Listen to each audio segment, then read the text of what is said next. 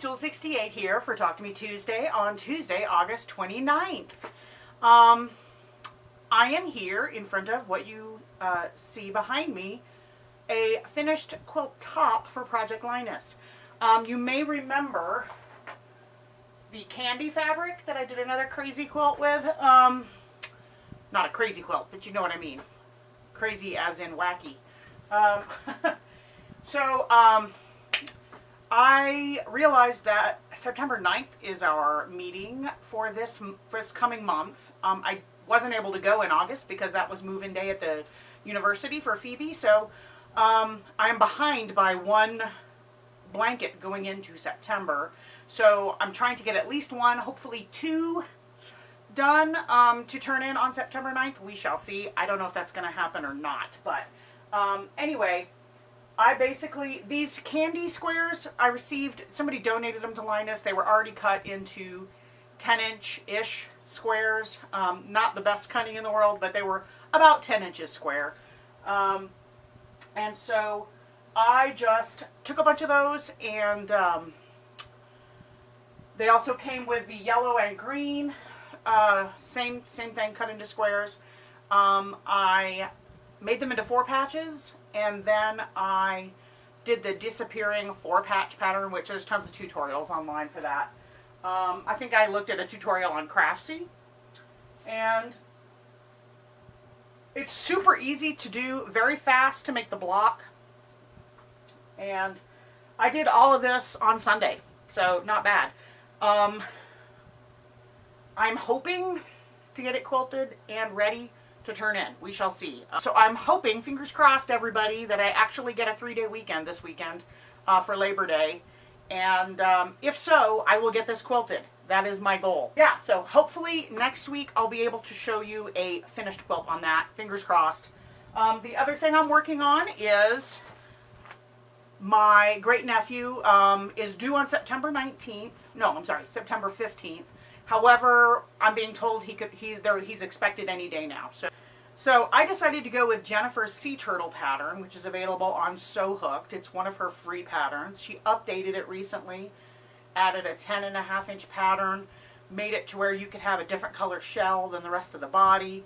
And my goal with this quilt is to give Sawyer a fun quilt, but also I'm making it all from stash, most especially my scrap bins, because you know I have these guys.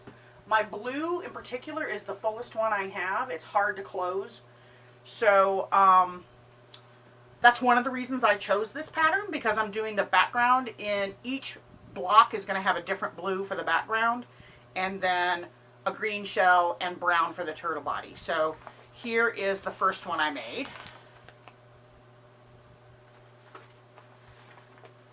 And here is the second one I made, and you might notice that the background is actually the same print, just in 2 different shades of blue. And I actually have one more shade of blue out of that print, so I'm going to do that too. And this is my favorite so far. The blue in this block, is that fun or what? The blue fabric that I used in this block was actually, when I was cleaning out my mom's sewing closet, I found a camp shirt, which is sort of like Hawaiian shirt, only for women, I guess. But I found a camp shirt. They were big in the 80s, camp shirts and Hawaiian shirts, that my mom started making for me when I was in high school. So we're talking 35 years ago. She started making me this 100% cotton camp shirt, and she had all the pieces cut out to sew together and then never made it. So, I found all those pieces. The pattern was long gone. It was like disintegrating, like falling apart. So that got thrown away. And I just, since it was cotton, I threw the pieces of, you know, the cut sleeves and pockets and everything, and put them in my fabric stash. And so I love that I can use this because it's a piece of mom that can also be in her great-grandchild's quilt. So I think that's fun. Yeah, and I love how it makes it look like I wish I had more of this fabric. This would be great to do an entire quilt out of, and it would look like the turtles were swimming. So yeah, it does have a name, Sawyer's Scrappy Sea Turtles. is what the name of this is. So each block will have a different blue, a different green, and a different brown from each of the other blocks. And as of now, I have no idea how I'm going to tie it all together. Who knows? We'll decide that when we get there. So right now, I'm going to take you out front. So I'm going to take you to just earlier this morning now. I'm speaking to you from my ant-filled front yard. So if you see me hopping around a lot, it's just to make sure I'm not getting eaten alive. We've had a bunch of rain lately, and last night was no exception. So I'm going to make this quick. Project of Doom, I just took out of the dryer. I haven't washed it, I just threw it in with a damp towel. I've decided it's going to be a wall hanging. So, yeah. But I brought it outside to get some photos and film this little snippet. So I was just showing it to my neighbor who was out for her morning walk. And yeah. So I'm going to shoot this now so that I can pack it up and take it to work and hang it on my office wall. And then I'll make sure to include a shot next week of its new home. So there's that. Now let's go on a quick tour around the quilt.